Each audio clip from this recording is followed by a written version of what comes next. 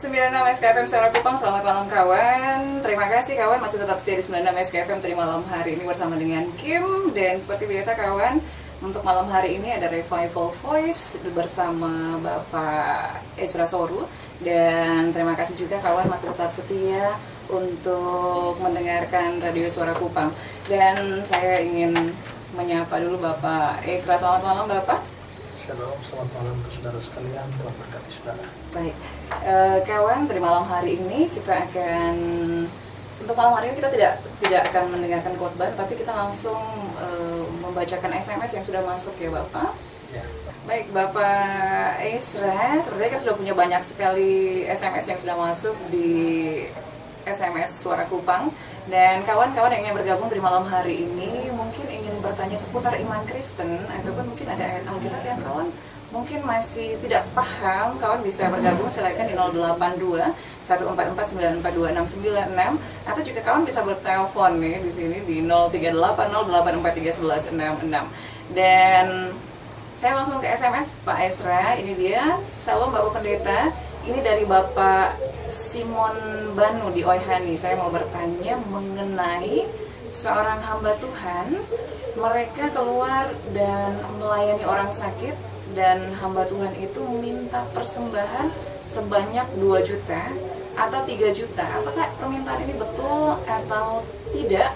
Dan berdosa atau tidak? Mohon penjelasannya Bapak. Nah, kalau mereka melayani dan terus minta uang, itu mesti dilihat alasannya dia minta uang apa, ya. Nah, tapi kalau memang habis pelayanan meminta uang sebagai imbalan mereka, maka jelas menurut saya itu sesuatu yang salah, ya.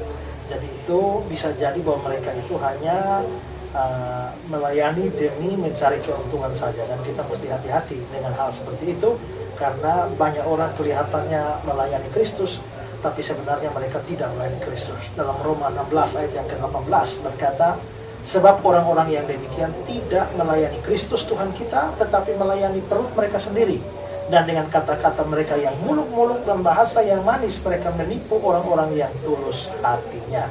Juga di dalam Filipi pasal 3 ayat yang ke-19 dikatakan, kesudahan mereka ialah kebinasaan, Tuhan mereka ialah perut mereka, dan seterusnya. Jadi jelas bahwa ayat Roma 16 ayat 18 itu bilang bahwa orang-orang itu tidak melayani Kristus. Jadi mereka bisa memakai nama Kristus untuk mendapatkan keuntungan-keuntungan. Nah, itu juga salah satu ciri dari nabi palsu adalah mencari keuntungan-keuntungan. Karena itu maka saya tidak mau menghakimi karena tidak tahu apa motifnya mereka meminta uang setelah itu. Tapi kalau meminta uang sebagai imbalan bagi pelayanan, maka itu memang menjadi salah, ya. Jadi harus dilihat alasannya apa, ya. Baik, untuk pertanyaan yang berikutnya Bapak, selamat malam Bapak Pendeta, saya mau tanya tentang para nabi dahulu seperti Abraham, Yakub, Daud, Salomo. Mereka kawin lebih dari 1 istri, berarti mereka berzina. Mengapa mereka masuk surga? Padahal Yesus yang punya keselamatan masuk surga belum datang. Dan mereka percaya kepada siapa? Seperti kisah Para Rasul 4 ayat yang ke-12. Mohon penjelasan dari Bapak. Kalau Abraham, Ishak, Yakub itu bukan termasuk nabi, ya. Mereka itu disebut sebagai para patriark. Patriark itu adalah bapak-bapak bangsa, ya. Leluhurnya orang Israel, tapi tidak disebut sebagai nabi. Demikian juga Daud itu dia adalah raja, bukan nabi, ya. Nah, demikian juga Salomo itu adalah raja, bukan nabi. Nah, soal mereka mempunyai istri yang banyak, itu memang adalah kebudayaan pada saat itu. Kalau kita bisa melihat bahwa justru Salomo itu yang mempunyai istri, mungkin manusia dengan istri terbanyak itu, ya. Ada 700 istri, 300 gundik itu sampai ke artinya 1000 total semua. Nah, tetapi saudara jangan bayangkan bahwa ini pasti orang, wah ini orang hypersex macam apa seperti ini, bukan. Karena itu kebudayaan pada waktu itu adalah begini. Kalau kebesaran seseorang itu ditentukan dengan berapa istri yang dia punya, berapa gundik yang dia punya. Nah, sehingga orang mungkin saja mengambil istri bukan karena faktor seks, tapi karena faktor kebesaran seorang raja. Jadi kalau misalnya di sana ada raja dengan istri 500, maka dia kalah pamor dengan raja di sini yang istrinya 700. Kalau di sana lagi ada raja dengan istri 1000, maka itu pamornya lebih hebat, kejayaannya lebih hebat. Jadi faktor itu bukan faktor seks. Lalu yang kedua adalah bahwa itu juga orang mengatakan bahwa istrinya Salomo yang banyak itu istri politik, ya.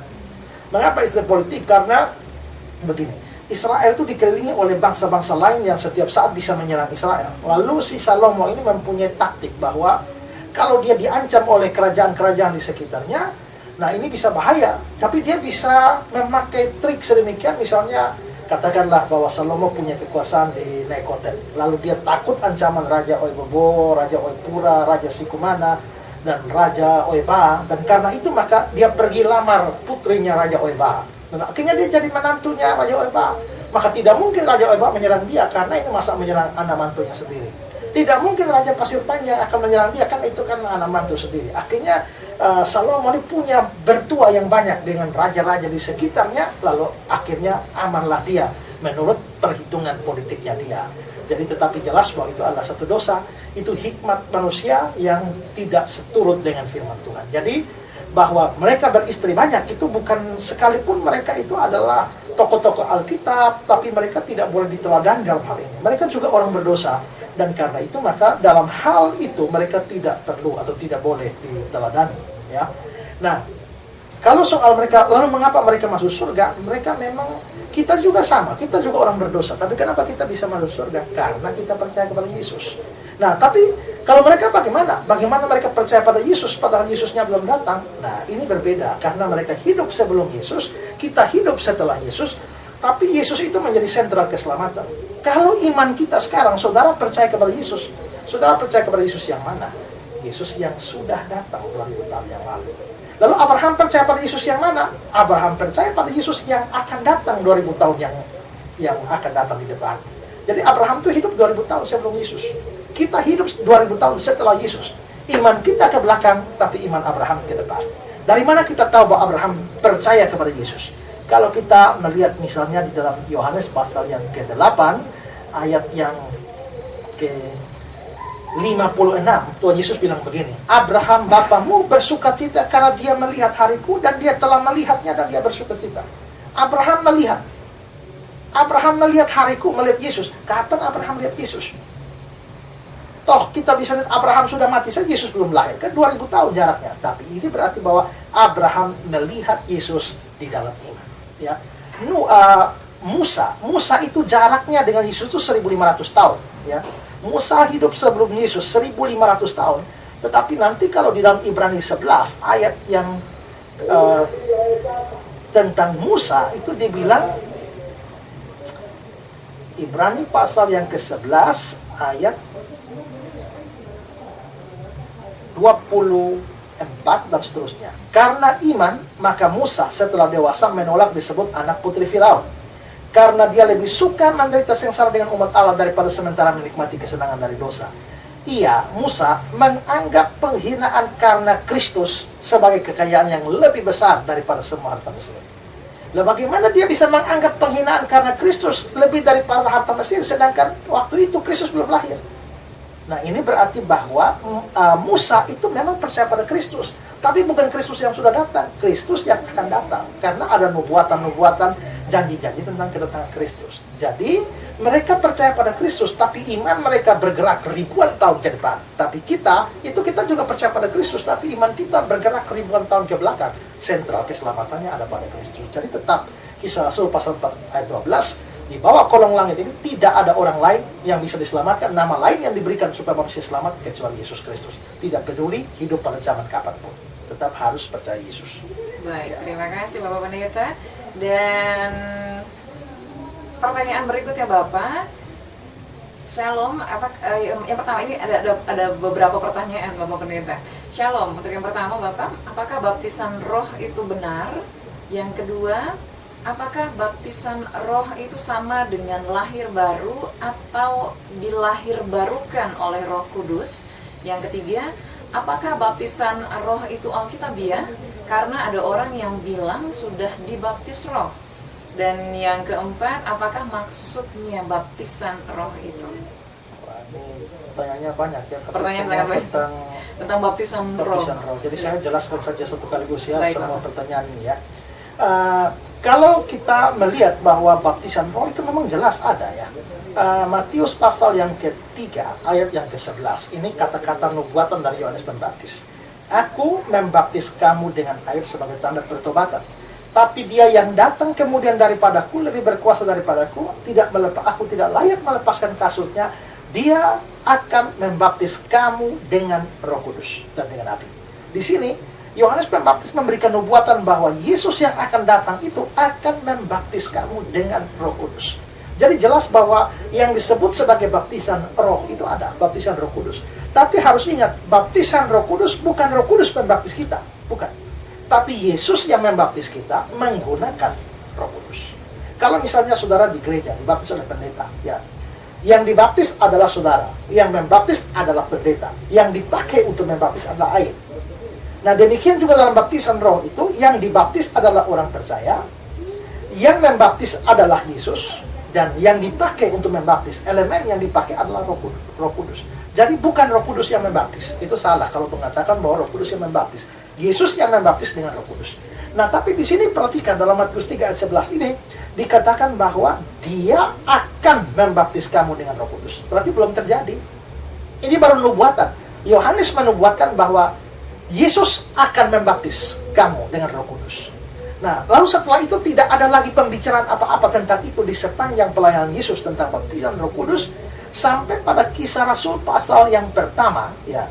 Setelah Tuhan Yesus itu mau naik ke surga, ya. Tuhan Yesus mau naik ke surga, dikatakan demikian di dalam Kisah 1 ayat 4. Pada suatu hari ketika dia makan bersama-sama dengan mereka, dia melarang mereka meninggalkan Yerusalem dan menyuruh mereka tinggal di situ menantikan janji Bapa yang demikian katanya telah kamu dengar daripadaku. Sebab Yohanes membaptis dengan air, tapi tidak lama lagi kamu akan dibaptis dengan Roh Kudus. Ini pada saat Yesus mau naik ke surga, dia bilang tidak lama lagi kamu akan dibaptis dengan Roh Kudus. Nah, berarti baptisan Roh Kudus itu adalah satu peristiwa yang akan terjadi tidak lama setelah Yesus naik ke surga. Ada peristiwa apa yang berkenaan dengan Roh Kudus yang berdekatan dengan peristiwa Yesus naik ke surga? Pada waktu Yesus naik ke surga, lalu apa yang terjadi? Yang terjadi adalah pada 10 hari setelah itu terjadilah hari Pentakosta. Hari Pentakosta di mana Roh Kudus dicurahkan kepada murid-murid. Nah, itu berarti bahwa baptisan Roh Kudus atau baptisan dengan Roh Kudus ini adalah ketika orang percaya menerima Roh Kudus. Itu disebut sebagai baptisan dengan Roh Kudus. Nah, sekarang adalah bahwa siapa yang menerima Roh Kudus, baptisan Roh Kudus ini? Semua orang yang percaya. Semua orang yang percaya itu pasti mempunyai Roh Kudus. Tidak ada orang percaya yang tidak menerima Roh Kudus, ya. Kalau kita membaca di dalam Efesus pasal yang pertama ayat yang ke-13, di sana dikatakan, di dalam dia kamu juga, karena kamu telah mendengar firman kebenaran, yaitu Injil keselamatanmu, di dalam dia kamu juga ketika kamu percaya dimeteraikan dengan Roh Kudus. Ketika kamu percaya, berarti siapakah orang yang akan menerima baptisan Roh Kudus? Orang yang percaya. Karena itu maka kalau saudara sudah percaya, pasti saudara sudah dibaptis dengan Roh Kudus oleh Yesus. Kapan saudara percaya Yesus? Kalau saudara percaya Yesus 1 tahun yang lalu, maka saudara sudah dibaptis dengan Roh Kudus 1 tahun yang lalu. Kalau saudara sudah percaya Yesus dari 50 tahun yang lalu, maka sebenarnya saudara sudah dibaptis dengan Roh Kudus oleh Yesus 50 tahun yang lalu. Karena itu maka tidak ada orang yang sungguh-sungguh percaya tapi belum punya baptisan Roh Kudus. Itu salah. Semua orang percaya sudah dibaptis oleh Kristus dengan Roh Kudus. Ya. Dan kawan, kita akan membacakan SMS selanjutnya. Kawan yang masih ingin bergabung untuk bertanya kepada Bapak Pendeta Ezra Soru, silakan di 082144942696 atau mungkin langsung ingin bertelepon, boleh ya kawan, di 0380843166. Dan Bapak Pendeta, ini dia pertanyaan selanjutnya. Selamat malam Bapak, saya mau tanya, apakah berdosa jika anak yang lahir sebelum orang tuanya menikah? Apakah yang harus dilakukan untuk menebus dosa anak tersebut? Terima kasih. Kenapa mesti menebus dosa anak? Yang berdosa kan bukan anaknya, yang berdosa kan cuma orang tuanya. Jadi anaknya kan tidak berdosa apa-apa. Jadi seharusnya adalah bukan pertanyaan, bukan apa yang harus dilakukan untuk menebus dosa anak. Apa yang mesti dilakukan untuk menebus dosa orang tua? Nah, itu yang harus ditanyakan. anak tidak salah apa-apa. Nah, memang kita tidak bisa buat apa-apa untuk menebus dosa kita, ya. Dosa hanya bisa ditebus oleh Kristus saja. Karena itu maka harus ada di situ, kalau sudah terlanjur seperti itu, maka orang harus datang kepada Tuhan, memohon pengampunan kepada Tuhan supaya dia bisa disucikan oleh Tuhan dan Tuhan menebus dosa-dosanya. Jadi yang harus dilakukan adalah datang kepada Tuhan, memohon pengampunan, pemberesan dosa di hadapan Tuhan. 1 Yohanes pasal yang pertama ayat yang ke-9 mengatakan bahwa jika kita mengaku dosa kita, maka Dia adalah setia dan adil, sehingga Dia akan mengampuni segala dosa kita dan menyucikan kita dari segala kejahatan. Jadi di sini adalah butuh pengakuan dosa. Ya. Baik, pertanyaan berikutnya. Selamat malam Bapak Pendeta, ini dari Vika. Apa perbedaan antara pandangan dunia tentang kasih dan pandangan antara Alkitab dan juga pandangan tentang dunia tentang kasih? Mohon penjelasan, terima kasih. Kalau kita melihat bahwa pandangan dunia tentang kasih itu memang sesuatu yang sebenarnya sudah mengalami distorsi, ya. Tetapi kalau kita melihat standar kasih yang sungguh-sungguh itu ada di dalam Alkitab. Nah, seringkali kalau kita mempelajari kata kasih ini secara lebih mendalam, maka kata Yunani yang dipakai untuk kasih itu ada empat kata, ya. Yang pertama adalah agape, itu menunjuk pada kasih yang betul-betul murni, betul-betul tulus, penuh pengorbanan, dan itulah yang ada pada Allah, ya. Karena begitu besar kasih Allah akan dunia ini, lalu Dia mengaruniakan anaknya, itu kasih agape. Lalu yang kedua itu adalah kasih storge. Storge itu adalah kasih dalam hubungan saudara.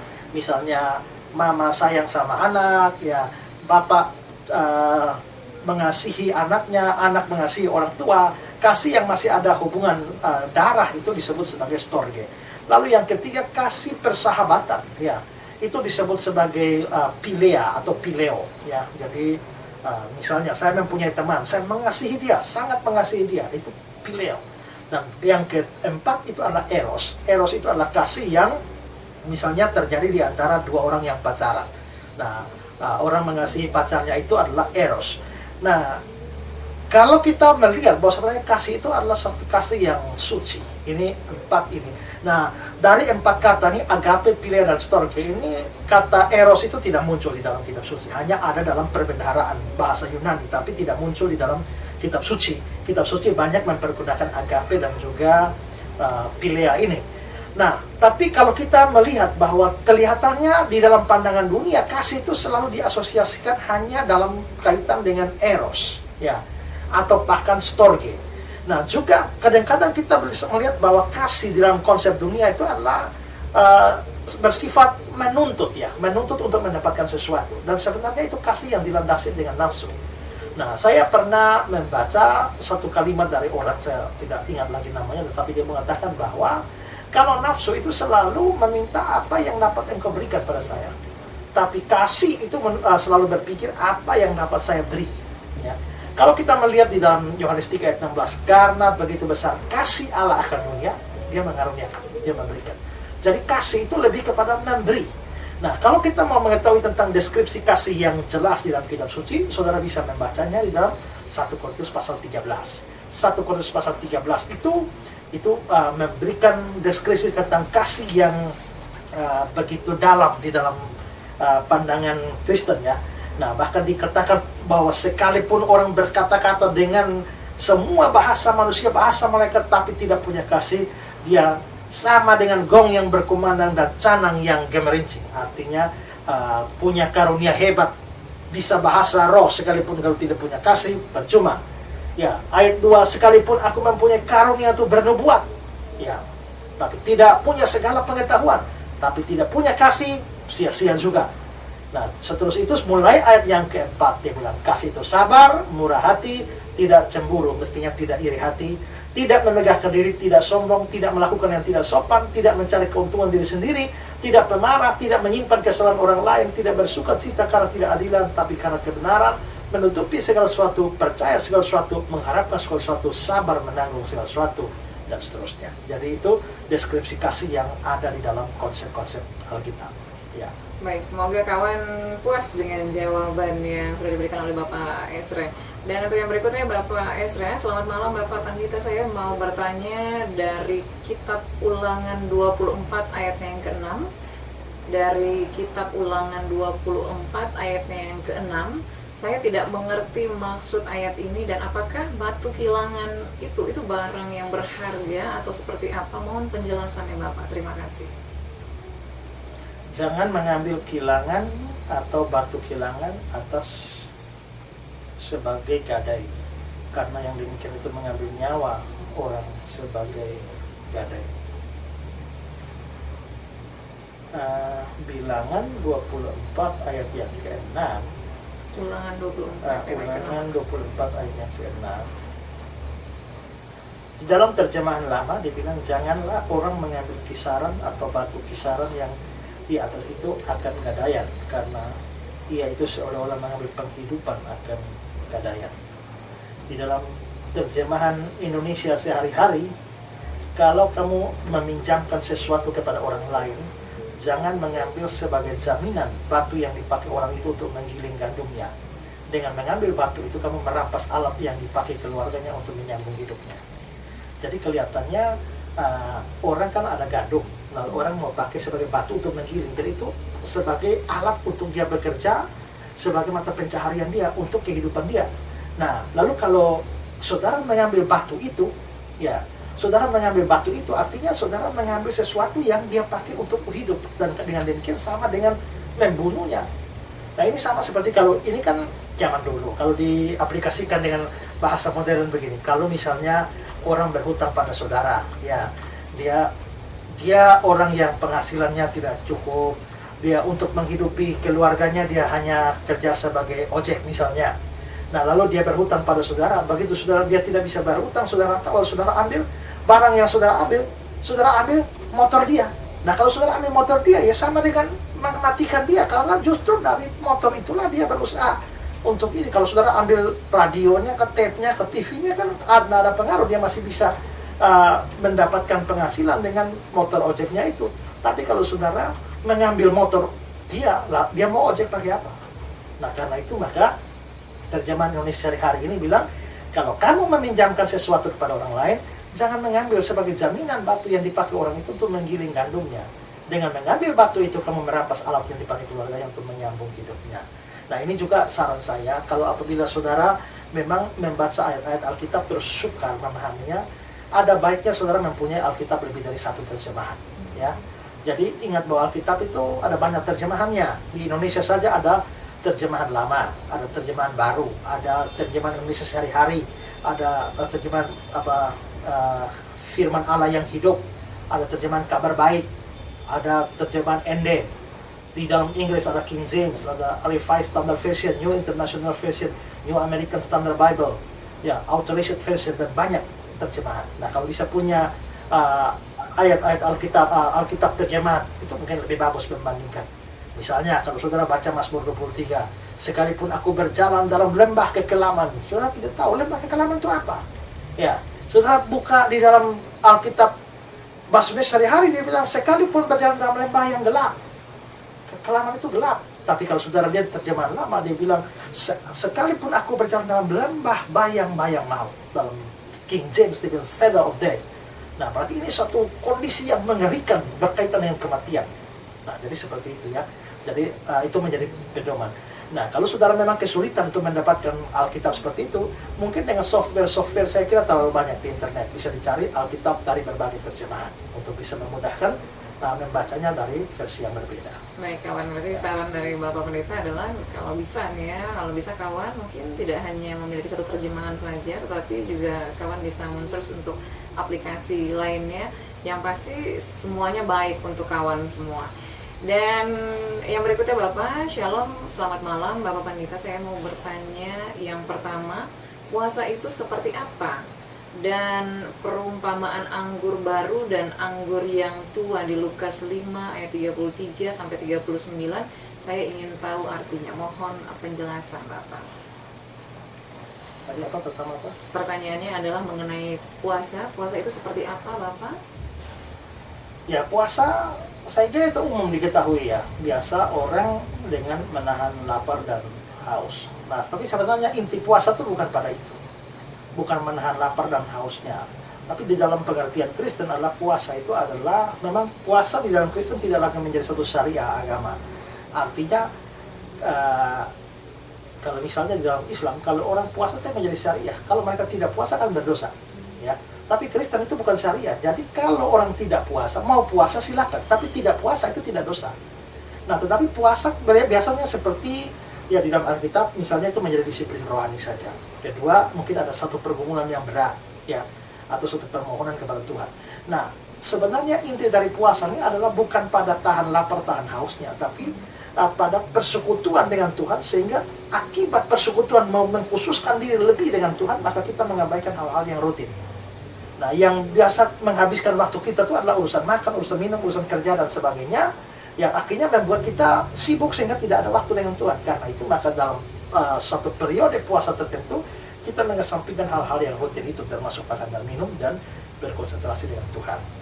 Jadi itu intinya, puasa tanpa doa juga tidak ada manfaat. Karena itu, maka mungkin seperti saya biasa kalau puasa, maka harus membuat, misalnya ada ayat Alkitab yang dibaca, direnungkan, lalu juga puji-pujian, lalu juga pokok-pokok doa. Pokok-pokok doa itu saya bisa bagi pokok doa saya pribadi, pokok doa yang berkaitan dengan pelayan saya, pokok doa dari saudara-saudara, pokok doa dari gereja. Nah, itu ini secara setiap 3 jam saya berdoa sekali. Tiap 3 jam berdoa lagi seperti itu. Ya. Untuk pertanyaan yang berikutnya Bapak, dan perumpamaan anggur baru dan anggur yang tua itu di Lukas 5 ayat 33 sampai ayat yang ke-39. Saya ingin tahu artinya. Ya, ini kan sebenarnya anggur baru itu semacam satu kebenaran baru yang dibawa oleh Tuhan Yesus. Tapi kalau orangnya kebenarannya baru tapi orangnya manusianya tetap manusia lama, ya memang susah. Itu sama dengan anggur baru yang ditaruh di tempat yang tempayan atau alat anggur yang lama. Pada akhirnya robek juga, tidak ada manfaat. Jadi karena itu, maka kebenaran-kebenaran dari Kristus yang baru itu harus diberikan pada anggur yang baru, harus ditaruh di tempat yang baru. Kebenaran-kebenaran yang baru dari Kristus itu harus ada atau diterima oleh seorang manusia atau yang telah hidup baru di dalam Tuhan. Jadi kalau manusia duniawi, manusia lama, tapi dikasih kebenaran-kebenaran dari Tuhan, toh tidak ada artinya. Baik. Semoga kawan yang sudah menanyakan hal ini bisa lebih memahaminya lagi ya. Dan untuk pertanyaan yang berikutnya, Bapak Pendeta, selamat malam Bapak Ezra, saya mau bertanya berhubungan dengan KKR Bapak. Yang saya lihat ada banyak hamba-hamba Tuhan yang ketika KKR menumpangkan tangan di atas kepala anak-anak Tuhan yang sakit atau yang berbeban berat. Dan saya pernah mendapatkan satu pelajaran bahwa ketika seorang menumpangkan tangan di atas kepala kita, itu akan mentransfer setiap kebiasaan-kebiasaan yang buruk maupun yang baik di orang tersebut. Nah, yang menjadi pertanyaan saya, apakah itu benar atau tidak Bapak? Mohon penjelasan. Kalau penumpangan tangan itu dianggap sebagai mentransfer kebiasaan buruk dan kebiasaan baik, justru menurut saya itu atau ajaran dari mana? Itu tidak ada dasar Alkitabnya tentang itu. Kalau memang demikian, gampang sekali bikin ubah orang tuh. Cari orang baik, suruh tumpang tangan sama penjahat-penjahat, bertobat semua, ya kan? Bukan itu persoalannya ya. Penumpangan tangan itu biasanya dikaitkan dengan pemberian kuasa, ya. Jadi misalnya seperti ditumpangi tangan itu ada semacam kuasa dari Tuhan. Tuhan memberikan otoritas melalui orang itu, memberikan kuasa kepada orang yang sakit misalnya, ya, atau orang yang maju dalam KKR itu, ya. Nah, saya sendiri memang jarang melakukan hal seperti itu. Nah, kadang-kadang misalnya berdoa orang sakit, saya juga bisa menumpangkan tangan kepada orang sakit itu. Nah, jadi itu semacam cara di dalam Alkitab yang Tuhan pakai juga untuk menyalurkan kuasa. Tapi kalau bilang menyalurkan kebiasaan baik, kebiasaan buruk, nah menurut saya itu sesuatu ajaran yang sama sekali tidak punya dasar Alkitab yang baik. Nah, kalau begitu soalnya pergi penjara sana, bawa orang baik, suruh tumpangi tangan semua, suruh isi penjara bertobat, ya kan? Nah, bukan itu, ya. Jadi bagi saya itu ajaran justru aneh kalau ada transfer kebiasaan atau kelakuan yang baik atau buruk. Ya. Baik, untuk pertanyaan yang berikutnya, Bapak. Selamat malam Bapak Pendeta. Apakah artinya ayat dari Injil Markus 3 ayatnya yang ke-29, contoh menghujat Roh Kudus itu seperti apa? Dan 1 Korintus 10 ayat yang kedua. Terima kasih Bapak. Dari Ibu Lisa di Kuanino. Markus 3:29, apabila seorang menghujat Roh Kudus, dia tidak akan mendapat ampun selama-lamanya, melainkan bersalah karena berbuat dosa kekal. Kalau kita melihat ayat paralelnya tuh di Matius pasal 12, itu lihat konteksnya. Kalau konteksnya itu adalah Yesus baru saja mengusir setan dari orang yang bisu dan tuli. Lalu orang-orang Yahudi, waktu Yesus melakukan hal itu, maka orang-orang awam pada saat itu mengatakan agaknya ia ini Mesias. Jadi apa yang Yesus lakukan itu membuat orang-orang awam saja bisa mengerti, menduga bahwa ini agaknya dia ini Mesias. Mengapa mereka bisa menduga begitu? Karena dalam perjanjian lama dikatakan bahwa kalau Mesias itu datang, dia akan membuat orang buta melihat, orang tuli mendengar, orang bisu bicara dan sebagainya. Sehingga begitu ada gejala Yesus itu menyembuhkan orang itu, mereka langsung duga agaknya ya ini adalah Mesias. Nah, kalau orang awam saja bisa tahu, pasti ahli-ahli Taurat atau orang-orang Farisi, ahli-ahli kitab pasti lebih tahu lagi. Nah, tapi sekalipun mereka tahu, tapi mereka ternyata mengatakan bahwa dia mengusir setan dengan menggunakan kuasa Beelzebul. Nah, Beelzebul itu penghulu setan. Dengan kata lain, Yesus ini kan melakukan itu dengan kuasa roh Allah. Mereka tahu itu, mereka sadar itu. Tapi mereka sekalipun sadar, sekalipun mengerti, tapi mereka tetap menganggap bahwa Yesus itu melakukannya dengan kuasa Beelzebul. Nah, di situ setelah itu lalu Yesus akhirnya memberikan sejumlah penjelasan dan diakhiri dengan kata-kata, barang siapa berdosa kepada Bapa diampuni, kepada Anak diampuni, tapi kepada Roh Kudus tidak dapat diampuni. Versi Markus bilang dia berbuat dosa kekal. Nah, jadi apa sebenarnya dosa menghujat Roh Kudus itu? Nah, dosa menghujat Roh Kudus ini tidak jelas apakah pada waktu itu Yesus mengatakan itu sudah terjadi, atau Yesus hanya memberitahu itu supaya mencegah mereka jangan sampai membuat dosa menghujat Roh Kudus. Nah, kalau ternyata kemungkinan dua yang benar, bahwa waktu Yesus mengatakan itu sebenarnya Yesus hanya mencegah supaya mereka tidak melakukan dosa menghujat Roh Kudus, maka kita tidak tahu definisi menghujat Roh Kudus itu apa. Tapi kalau memang yang mereka lakukan itu adalah dosa menghujat Roh Kudus dan Yesus menyatakan itu, maka kemungkinan yang dimaksudkan dengan dosa menghujat Roh Kudus adalah seseorang dari pikirannya dan dari hatinya karena pekerjaan Roh Kudus dia sudah mengerti siapa Yesus. Tetapi lalu entah bagaimana karena sesuatu hal mulutnya itu tetap mengucapkan hujat. Nah, kalau misalnya begini ya, saya katakanlah saya agama lain. Kalau saya agama lain terus saya ngomong sama Yesus, saya bisa bilang Yesus itu setan, ya. Yesus itu biadab. Kalau saya mengatakan begitu, sedangkan saya memang tidak percaya pada Yesus, memang saya berdosa, tapi itu bukan menghujat Roh. Tapi kalau misalnya saya sendiri percaya Yesus itu Tuhan, pikiran saya mengatakan Yesus Tuhan, hati saya mengatakan Yesus Tuhan, tapi mulut saya tetap masih mengatakan dia itu biadab, ya, dia itu setan. Nah, ini berarti bahwa mulut saya mengucapkan sesuatu yang tidak sama dengan hati saya, tidak sama dengan pikiran saya. Nah, itulah yang disebut sebagai dosa menghujat Roh. Mengapa tidak bisa diampuni? Karena ingat ya, di dalam Yohanes pasal 14 itu adalah dikatakan bahwa salah satu tugas Roh Kudus itu adalah menginsafkan manusia akan dosa. Jadi orang sadar dosa itu karena pekerjaan Roh Kudus. Nah, kalau yang dihujat Roh Kudus dia sendiri. Kalau orang menghujat Bapa, Roh Kudus menyadarkan dia itu dosa, dia minta ampun, diampuni. Kalau orang menghujat Yesus, Roh Kudusnya menyadarkan dia, menginsafkan dia sadar, dia minta ampun. Tapi kalau yang dihujat Roh Kudusnya, Roh tidak bekerja di dalam dia, maka dia tidak sadar bahwa dia berdosa. Pada akhirnya dosanya memang tidak bisa diampuni. Ya, jadi itu kira-kira gambaran tentang dosa menghujat Roh Kudus.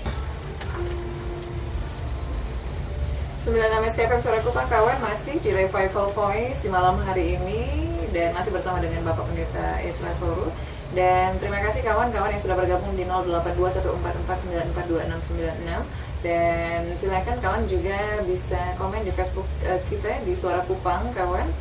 Dan untuk SMS yang sudah masuk, selamat malam Bapak Pendeta, saya mau bertanya tentang serakah itu apa sih sebenarnya artinya Bapak? Mohon penjelasan, terima kasih.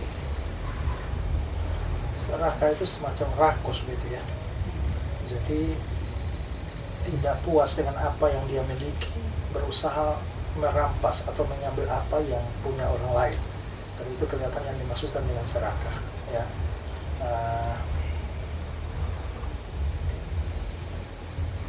Kalau kita misalnya melihat Markus pasal 7 ayat yang ke 22, 21, 22 itu, bukankah setiap orang Markus pasal 7 ayat yang ke 21, 22, 20, katanya lagi, apa yang keluar dari seorang itulah yang menajiskannya, sebab dari dalam hati orang itu timbul segala pikiran jahat, percabulan, pembunuhan, perzinahan, keserakahan. Ya, di ayat yang ke-22 itu ada keserakahan.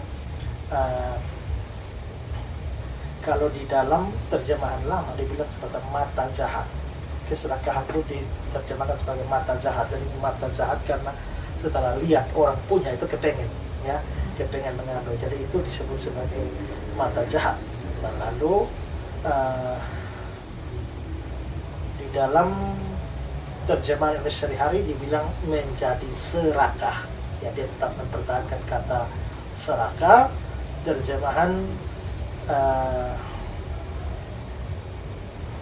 Terjemahan baru edisi 2 juga tetap menggunakan kata serakah. Jadi mungkin itu pengertian yang sudah saya sampaikan tadi, adalah keserakahan. Di dalam terjemahan lama mata jahat, lalu lihat punya orang lalu kepengen merampasnya, atau dengan kata lain ini sebagai suatu kerakusan. Ya. Untuk pertanyaan berikutnya, Bapak, Shalom, selamat malam Bapak Pendeta Ezra. Ini dengan Bapak Agus Banu di Soi. Saya mau bertanya ayat firman Tuhan dari Yohanes 1 ayatnya yang pertama sampai ayat yang ketiga, tentang firman yang sudah menjadi manusia, di segala sesuatu diciptakan oleh Dia. Sesuatu ini berarti iblis juga diciptakan oleh firman. Dan pertanyaan saya, iblis itu diciptakan pada hari keberapa, Bapak? Dan mengapa Tuhan menciptakan iblis? Padahal iblis yang menggoda manusia itu dalam dosa sampai saat ini. Berarti Tuhan seperti sepakat dengan iblis, tetapi dalam ayat firman Tuhan di 2 Korintus 6 ayat 14 sampai 15 ini mohon penjelasannya, Bapak. Kalau dibilang bahwa Dia menciptakan segala sesuatu, memang segala sesuatu diciptakan. Ya, termasuk iblis. Nah, sebelumnya kita lihat Kolose pasal 1 ayat 16, dikatakan karena di dalam Dialah, konteksnya Yesus, di dalam Dialah telah diciptakan segala sesuatu yang ada di surga, yang ada di bumi, yang kelihatan maupun yang tidak kelihatan, dan seterusnya. Ini berarti termasuk iblis. Nah, tapi apakah Allah atau Yesus memang menciptakan iblis? Sebenarnya iblis itu bukan ciptaan yang pada awalnya diciptakan sudah jadi iblis, tidak. Ya, kita tahu bahwa Allah menciptakan itu, Allah menciptakan bukan langsung makhluk seperti iblis yang lalu sudah jahat, tidak ya, tapi Allah menciptakannya baik. Nah, tetapi Dia menciptakan dalam malaikat, tapi lalu akhirnya malaikat-malaikat itu menjadi malaikat yang memberontak kepada Allah. Ya, kalau kita melihat di dalam 2 Petrus 2 ayat 4, sebab Allah tidak menyayangkan malaikat-malaikat yang berbuat dosa, tetapi melemparkan mereka ke neraka, dan seterusnya. Jadi di sini bahwa memang Allah menciptakan pada mulai bukan tak lalu diciptakan jadi iblis, tidak, tapi Dia menciptakan malaikat. Nah, lalu malaikat-malaikat ini memberontak kepada Allah. Malaikat ini berbuat dosa kepada Allah, Allah melemparkan mereka. Nah, waktu Allah melemparkan mereka, malaikat-malaikat yang berdosa inilah, malaikat yang jatuh inilah yang menjadi iblis. Ya, jadi bukan sejak dari hari penciptaan sudah langsung iblis, tidak. Pemberontakan mereka dilempar lalu menjadi iblis. Ya, jadi iblis itu adalah hakikatnya adalah malaikat, tapi telah kehilangan kesucian mereka. Sedangkan malaikat-malaikat yang baik itu yang melayani Allah, tapi malaikat-malaikat yang jahat ini menjadi iblis itu. Nah, terus kalimatnya tadi apa? Dan firman yang sudah ini dari ayat firman Yohanes 1 ayat pertama sampai ayat yang ketiga itu tentang firman yang sudah menjadi manusia. Jadi mengapa Tuhan mengizinkan atau ya, sepertinya Tuhan seperti sepakat dengan menciptakan iblis. Ya, kecuali Tuhan menciptakan sejak dari awal menciptakan iblis. Tapi kan Dia tidak menciptakan langsung iblis, tapi Dia menciptakan malaikat yang memberontak, dibuang baru menjadi iblis. Ini pertanyaan yang sebenarnya dulu saya juga waktu kecil, Bapak Ezra, saya berpikir bahwa iblis itu malaikat yang sudah jatuh ke dalam dosa, berarti malaikat saja bisa jatuh, apalagi manusia. Maksudnya Bapak Ezra, tapi yang saya kagumi dari sosok seorang Kristus adalah malaikat jatuh, Tuhan tidak turun buat malaikat, tapi ketika manusia yang jatuh ke dalam dosa, Tuhan sendiri yang turun tangan untuk mengambil manusia kembali untuk masuk ke dalam ciptaan yang baru. Ini tentunya sangat-sangat luar biasa sekali Bapak Ezra, dan ini juga pertanyaan yang mungkin juga banyak sekali yang kurang dipahami oleh kawan, bahwa luar biasanya Allah kita adalah karena Dia sendiri datang untuk menyelamatkan manusia. Dan kawan, silakan kawan masih bisa bertanya di 0380843166 ataupun di 082144942696. Bapak Ezra, saya juga punya satu pertanyaan. Saya ingin bertanya untuk Bapak Ezra. Saya pernah baca firman Tuhan Bapak tentang Yesus yang membungkuk dan menulis di tanah. Itu sebenarnya apa sih yang Tuhan Yesus tulis waktu itu Bapak?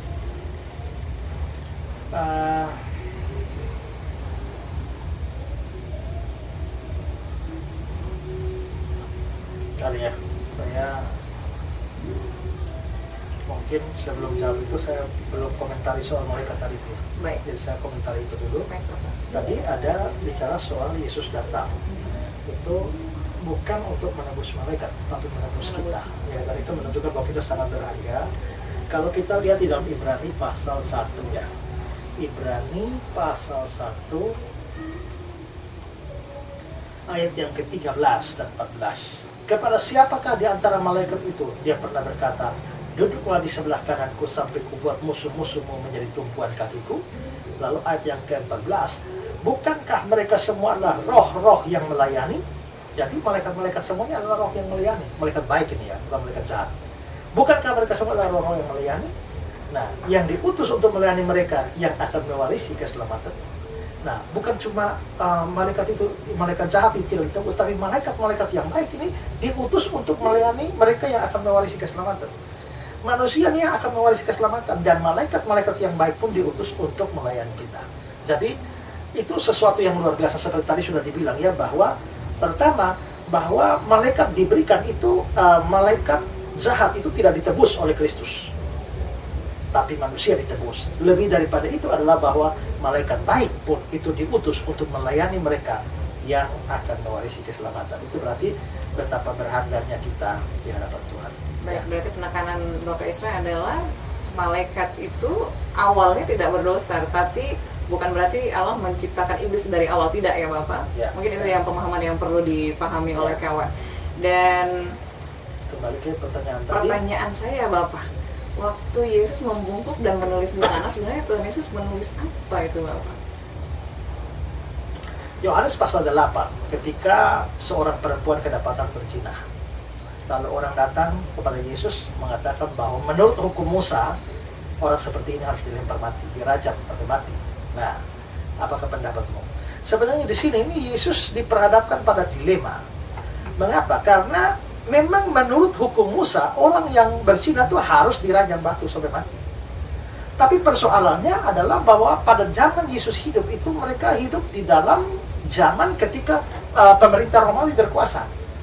Nah, pemerintah Romawi berkuasa, pemerintah Romawi tidak memberikan hak kepada orang Yahudi untuk membunuh siapa saja. Pembunuhan mati itu keputusan harus dari pemerintah Romawi. Itulah sebabnya ketika mereka membunuh Yesus pun mereka tidak bisa langsung membunuh Yesus, tapi mereka harus mempengaruhi supaya keputusan datang dari pihak Romawi, dalam hal ini adalah Pontius Pilatus. Jadi, kalau Yesus diperhadapkan pada saat itu, misalnya bahwa Yesus harus lempar, ambil keputusan, bunuh perempuan ini atau tidak, yang kedapatan berzina. Kalau Yesus mengatakan, ya lempar sampai mati, Yesus melanggar hukum Romawi. Tapi kalau Yesus mengatakan, jangan lempar dia, nanti Yesus akan melawan hukum Taurat. Jadi ini semacam jebakan Batman. Yesus ini mau pilih yang mana? Pilih hukum mati, dia melanggar hukum Romawi. Pilih jangan bebaskan dia, maka dia melanggar hukum Musa.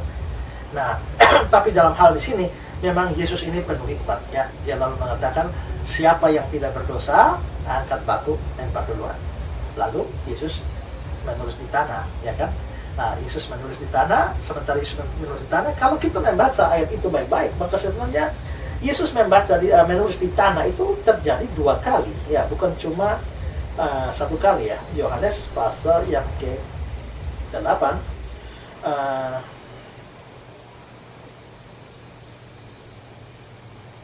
ayat 6. Tetapi Yesus membungkuk lalu menulis dengan jarinya di tanah. Ketika mereka terus-menerus bertanya kepadanya, dia pun bangkit berdiri lalu berkata, siapa saja di antara kami yang tidak berdosa, hendaklah yang pertama melemparkan batu pada perempuan itu. Lalu dia membungkuk lagi dan menulis di tanah. Berarti Yesus menulis 2 kali. Nah, perhatikan beberapa hal yang ada di dalam Yohanes 8. Pertama, ini ada kasus perzinahan. Lalu yang kedua, ada orang datang mempersoalkan hukum Musa. Menurut hukum Musa mesti dilempar. Ya. Lalu yang ketiga, Yesusnya menulis di tanah. Yang keempat, menulisnya 2 kali. Yang kelima, menulis dengan jarinya.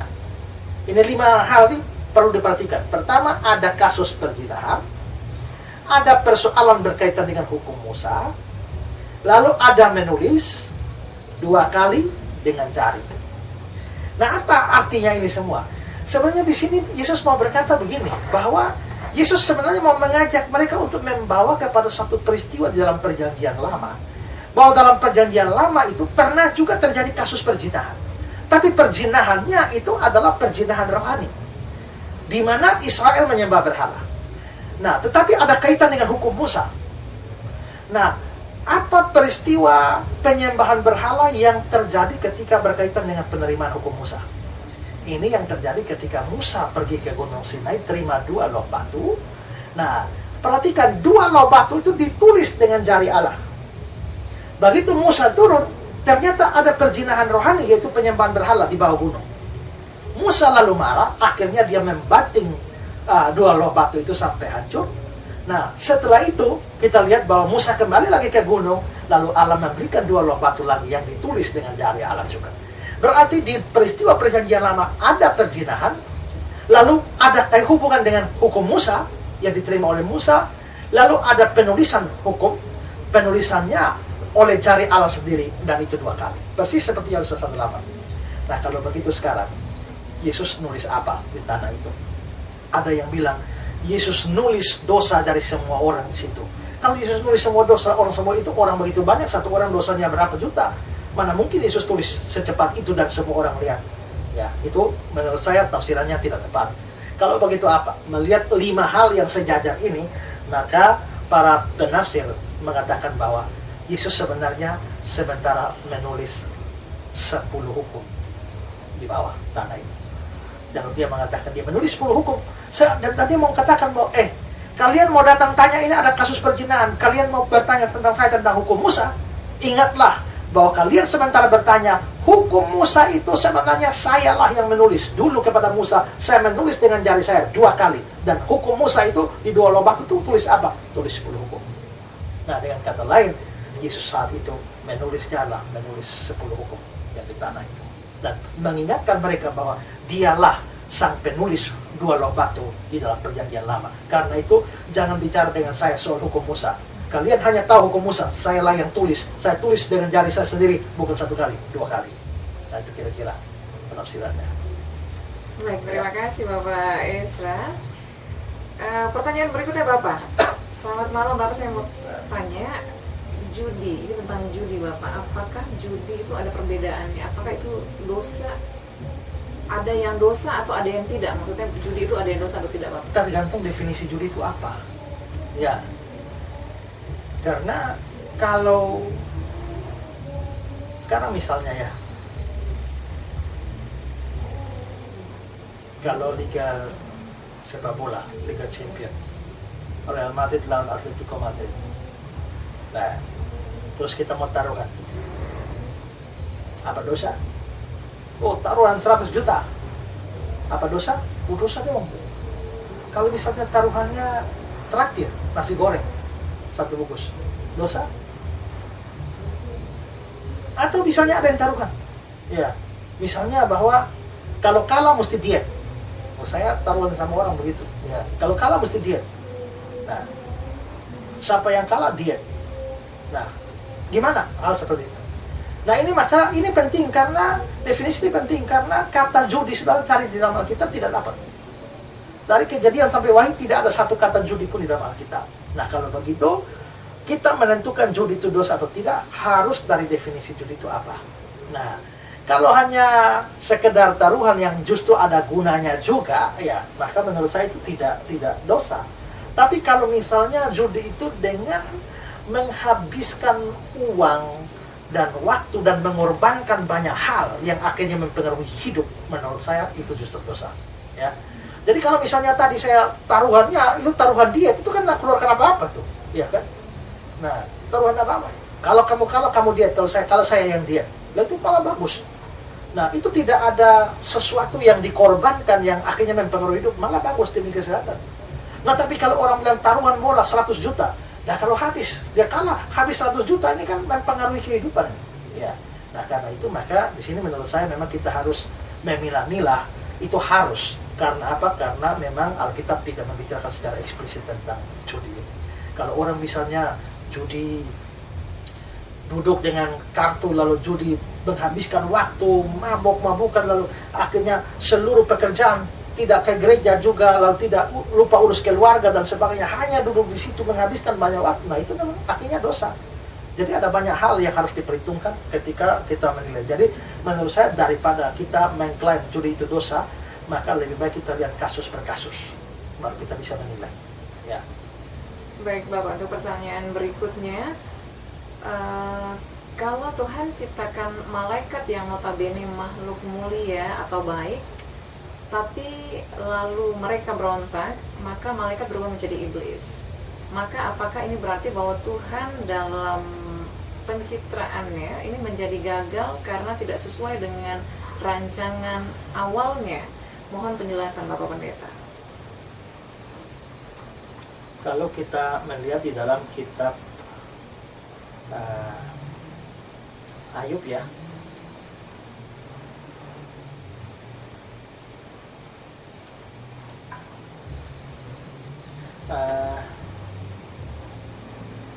kalau kita melihat di dalam kitab Ayub itu ada satu ayat di sana yang mengatakan bahwa tidak ada rencanamu yang gagal, ya. Tidak ada rencanamu yang gagal, itu berarti bahwa memang Tuhan tidak bisa. Rencana Tuhan gagal itu tidak bisa. Jadi kalau Tuhan memang memikirkan bahwa iblis tidak akan ada, ataukah malaikat yang baik itu tidak akan jatuh, tahu-tahu jatuh, itu berarti bahwa prediksi Tuhan salah. Kalau prediksi Tuhan salah, maka itu berarti bahwa memang Allah gagal.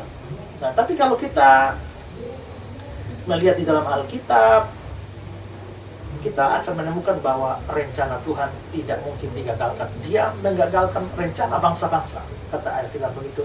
Sedangkan dia rencananya sendiri itu tetap selama-lamanya.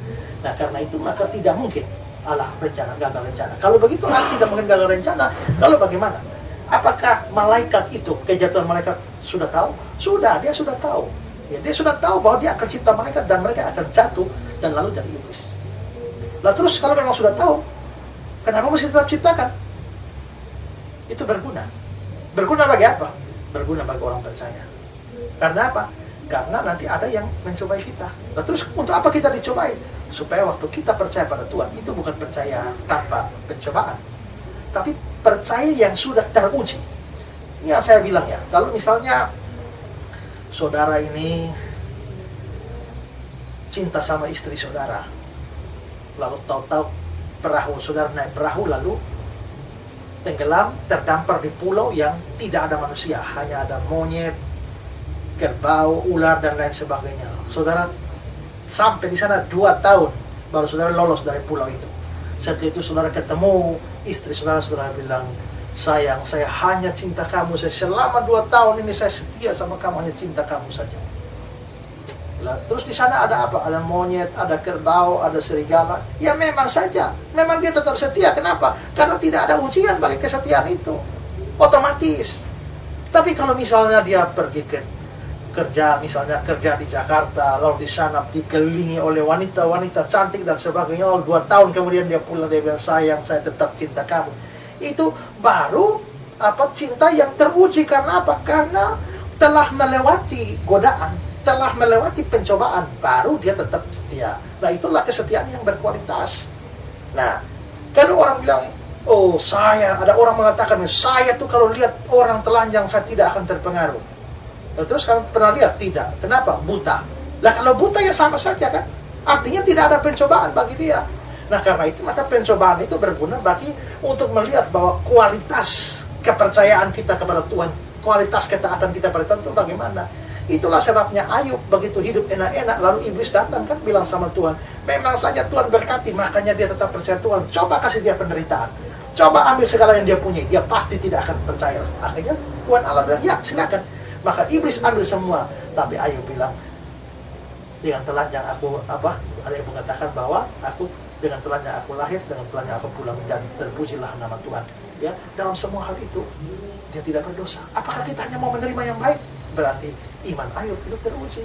Nah, jadi sebenarnya Allah memang dalam perencanaan Tuhan sebelumnya, memang dia sudah tahu bahwa akan ada setan atau iblis, tapi tetap dia izinkan itu terjadi. Karena apa? Karena dia akan pakai untuk kebaikan orang percaya. Ya, nanti pada akhirnya dia akan memusnahkan iblis. Ya. Baik, terima kasih Bapak Ezra. Untuk pertanyaan berikutnya, Salam Bapak, saya mau bertanya, kalau saya mengikuti kegiatan rohani tapi minta izin dengan cara menipu orang tua biar dapat izin, apakah salah dan berdosa? Ya, tetap berdosa ya.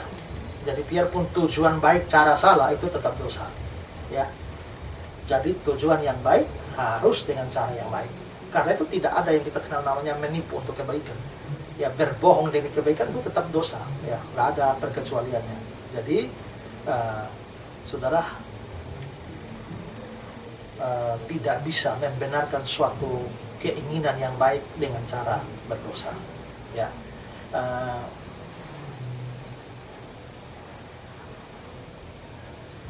tadi ayat yang saya bilang ya tentang rencana Tuhan tidak gagal itu di Ayub 42 ayat 2. Aku tahu bahwa engkau sanggup melakukan segala sesuatu dan tidak ada rencanamu yang gagal.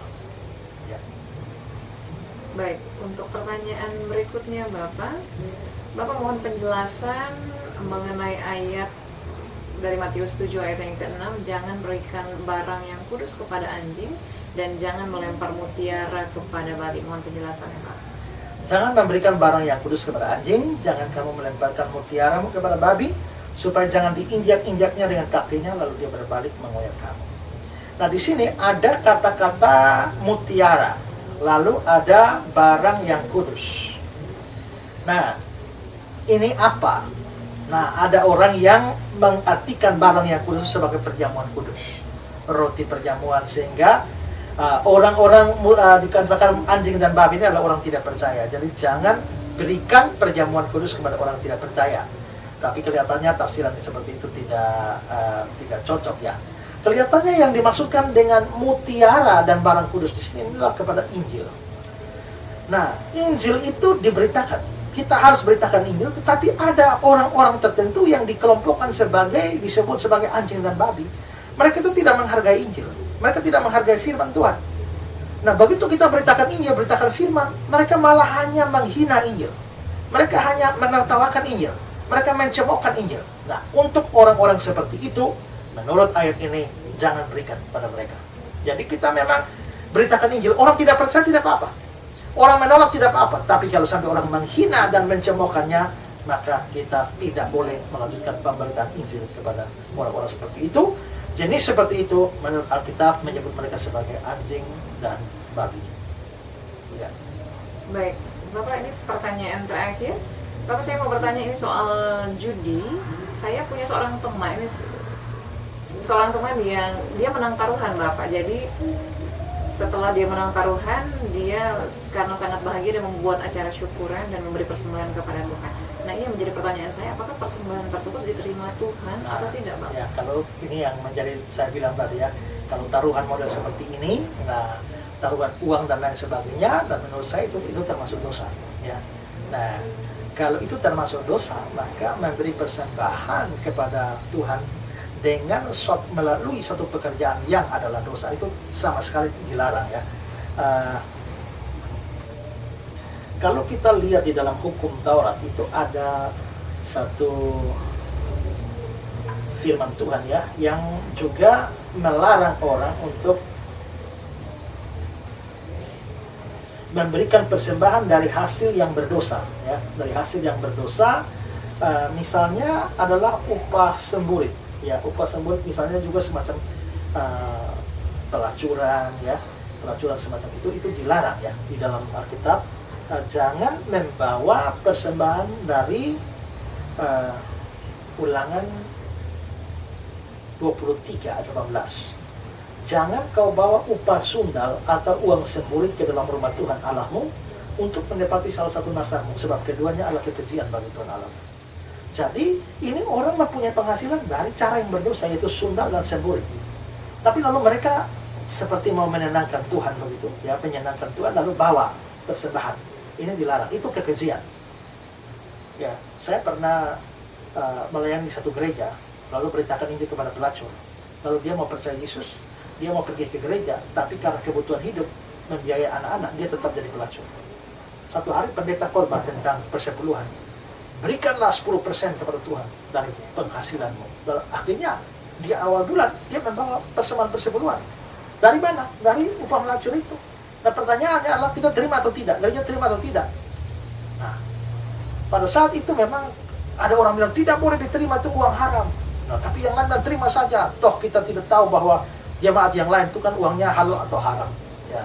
Tapi yang lain bilang, iya, tapi itu kan kita tidak tahu. Yang ini betul-betul haram. Nah, akhirnya pendeta, pada waktu pendeta senior memutuskan untuk terima saja persembahannya, tapi diberikan ke panti asuhan. Nah, tapi hari itu waktu dulu saya belum baca ayat ini. Nah, setelah baca ayat ini, memang orang bisa bawa persembahan. Pendeta bisa terima, gereja bisa terima kalau tidak tahu, tapi Tuhan tidak bisa terima. Karena itu kalau jenis judi seperti itu, ya, yang lalu akhirnya saya anggap sebagai dosa, lalu bikin syukuran persembahannya diberikan pada gereja, menurut saya itu sesuatu yang tidak layak. Ya, jadi karena itu maka tidak boleh membawa persembahan seperti itu kepada Tuhan. Baik. Bahkan acara syukurannya menurut saya juga salah. Baik. Terima kasih Bapak Ezra dan kawan-kawan yang masih ingin bertanya kepada Bapak Ezra, kawan bisa bertanya kembali di hari Kamis minggu depan karena malam hari ini sepertinya waktu sudah tidak memungkinkan untuk kita bersama lagi kawan. Untuk itu sebelum kita selesai di acara ini kawan, kami mohon Bapak Pendeta untuk berdoa bagi kita semua. Ya, kita berdoa. Tuhan, terima kasih karena kami sudah memakai waktu 1 jam lebih untuk belajar firman Tuhan lewat tanya jawab ini Tuhan, dan biarlah apa yang sudah kami pelajari dan hamba-Mu bagikan ini boleh menjadi sesuatu yang berguna bagi semua pendengar. Tuhan memberkati semua pendengar, memberkati juga kami di studio, memberkati juga radio ini supaya boleh terus dipakai oleh Tuhan untuk menjadi alat memberitakan firman Tuhan. Terima kasih Bapa. Dalam nama Yesus kami berdoa. Amin. Baik, terima kasih Bapak. Sekali lagi kami ucapkan terima kasih untuk Bapak Ezra dan Tuhan memberkati setiap pelayanan dan juga tanggung jawab Bapak dalam pekerjaan hari-hari. Dan kawan, terima kasih untuk kebersamaannya di malam hari ini. Kawan, kita ketemu lagi dan kita jumpa untuk di minggu berikutnya. Dan masih tetap sama di Revival Voice setiap hari Kamis di 96 SKFM. Suka musik, suka SKFM.